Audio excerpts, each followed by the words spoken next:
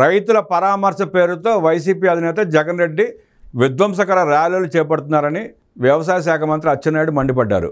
జగన్ చేపడుతున్న పర్యటనలపై మంత్రి అచ్చెన్నాయుడు తీవ్రస్థాయిలో విమర్శలు గుప్పించారు.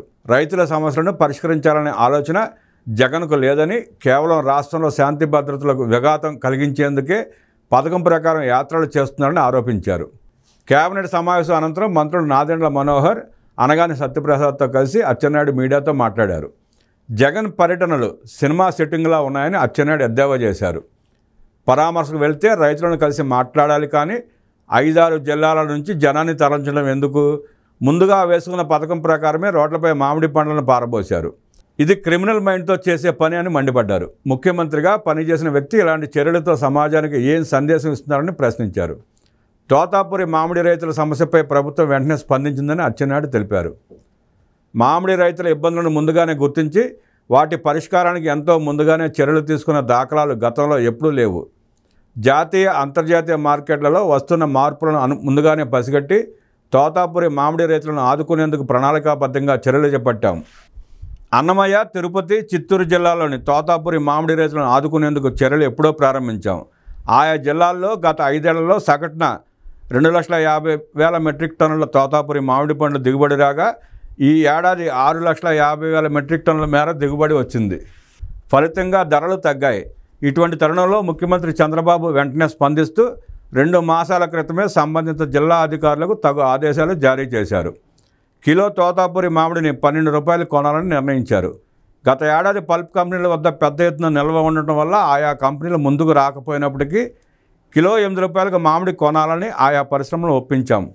ప్రభుత్వం తరపున కిలోకు 4 అదనంగా సాయం చేస్తున్నాం. ఫలితంగా ఇప్పటికే అన్నమయ్య జిల్లాలో 99%, తిరుపతి జిల్లాలో 98%, చిత్తూరు జిల్లాలో 80% పంట కొనుగోలు చేశాం. ఇంకా కొంటున్నాం. కిలో 4 రూపాయల చొప్పున అదనపు సాయం ఇచ్చేందుకు 260 కోట్లు అవుతుందని అంచనా వేశాం. కేంద్రాన్ని సాయం అడగకుండానే మామిడి రైతులను ఆదుకున్నాం. రైతు కష్టాన్ని చూసి మేము వెంటనే స్పందించాం.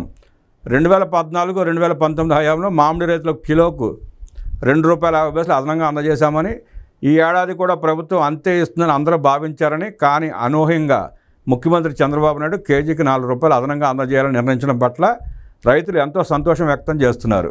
300 కోట్ల రూపాయలు కేటాయించి పొగాకు రైతులను ఆదుకున్నాం. ఊహించని విధంగా సాయం చేశారని మామిడి రైతులు కూడా సంతోషిస్తున్నారు. ప్రభుత్వం రైతులను ఆదుకుంటున్న తర్వాత కూడా జగన్ పర్యటనలు చేయడం వెనుక దురుద్దేశం ఉందన్నారు. రాష్ట్రానికి పెట్టుబడులు రాకుండా చేయాలన్నదే ఆయన లక్ష్యంగా కనిపిస్తుందని విమర్శించారు.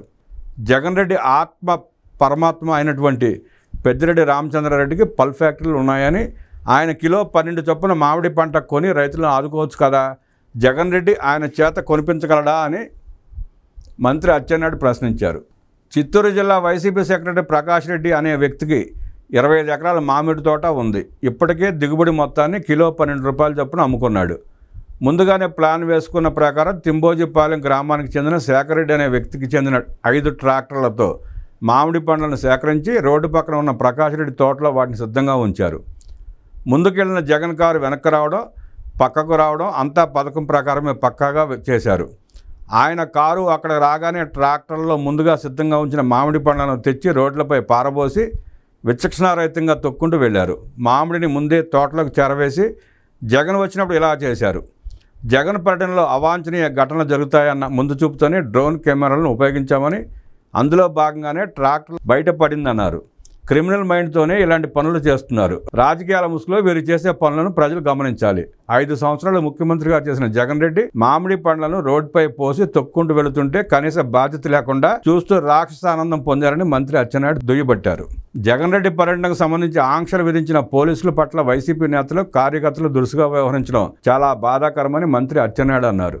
మూకుమ్మడిగా వస్తున్న వైసీపీ అభిమానులను అదుపు చేస్తున్న డీఎస్పీ స్థాయి అధికారి చెయ్యిని రప్ప నరకండి అంటూ కార్యకర్తలను వైసీపీ మాజీ ఎమ్మెల్యే ఆదేశించడం దేనికి సంకేతమని ప్రశ్నించారు. వైసీపీ కార్యకర్త ర్యాలీలో వెళ్తుంటే కింద పడిపోయి తలకు గాయాలయ్యాయని పోలీసులు లాఠీచార్జ్ చేశారంటూ అవాస్తవాలు ప్రచారం చేయడం సమంజసం కాదన్నారు. రైతులను ప్రభుత్వం ఆదుకున్నాక పథకం ప్రకారం రాద్ధాంతం చేస్తూ శాంతి భద్రతలకు విఘాతం కల్పించే విధంగా మాజీ ముఖ్యమంత్రి చిత్తూరు జిల్లా బంగారుపాలెంలో పర్యటించారు. రైతుల సమస్య పరిష్కరించాలని చేయాలనే ఆలోచన ఆయనకు లేదు. శాంతి భద్రతలకు విఘాతం కలిగించాలనేదే ఆయన ఉద్దేశం. హెలీప్యాడ్ నుంచి పర్యటన చేసే స్థలం వద్దకు ర్యాలీగా వచ్చారు. హెలీప్యాడ్ వద్ద 30 మందికి అనుమతిస్తే 300 మంది వచ్చారు. ముందుగా వేసుకున్న ప్రణాళిక ప్రకారమే ర్యాలీలు జరిపారు. పోలీసులు విలేకరులపై దాడులకు దిగారు. రాష్ట్రంలో కృత్రిమంగా సమస్యలను సృష్టిస్తూ శాంతి భద్రత విఘాతం కలిగించాలనే దుర్దేశంతో మాజీ ముఖ్యమంత్రి ప్రవర్తిస్తున్నారని పౌర సరఫరాల శాఖ మంత్రి నాదెండ్ల మనోహర్ విమర్శించారు. పక్కా ప్లాన్తో మామిడి ట్రాక్టర్ల లోడ్లను కింద పారబోశారు. మొన్న మనుషులను తొక్కేశారు. ఈ రోజు మామిడిని తొక్కేశారు. డీఎస్పీని కింద పడేసి తొక్కేశారు. వారి పార్టీకి చెందిన దేవేంద్ర అనే అడ్వకేట్ ఆధ్వర్యంలో ఎంతో ప్లాన్తో ఇదంతా చేశారు.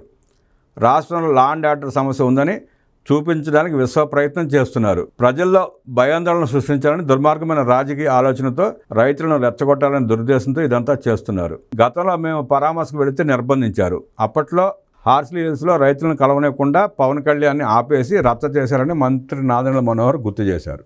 రైతుల పరామర్శ పేరిట జగన్ రెడ్డి ఈవెంట్ పాలిటిక్స్ చేస్తున్నాడని రెవెన్యూ శాఖ మంత్రి అనగాని సత్యప్రసాద్ మండిపడ్డారు. శవాల మీద, రక్తపు పునాదుల మీద ఏర్పడిన పార్టీ వారిది. నాయకుడు సైకో అవడం వల్ల కార్యకర్తలు అందరూ సైకోలుగా ప్రవర్తిస్తున్నారు. ఇటువంటి ప్రవర్తనను మా ప్రభుత్వం సహించదు. ఇకనైనా ఇటువంటి అల్లర్లు మానుకోవాలి. గతంలో 4 పర్యటనలు చేసి ఎంతో మందిని చంపేశారు. జనాన్ని రెచ్చగొట్టేందుకు ప్రయత్నించారు. గతంలో అమరావతిని నాశనం చేశాడు. ఇప్పుడు శాంతి భద్రతలకు విఘాతం కల్పిస్తూ రాష్ట్రాన్ని నాశనం చేసేందుకు ప్రయత్నిస్తున్నాడని మంత్రి సత్యప్రసాద్ ధ్వజమెత్తారు.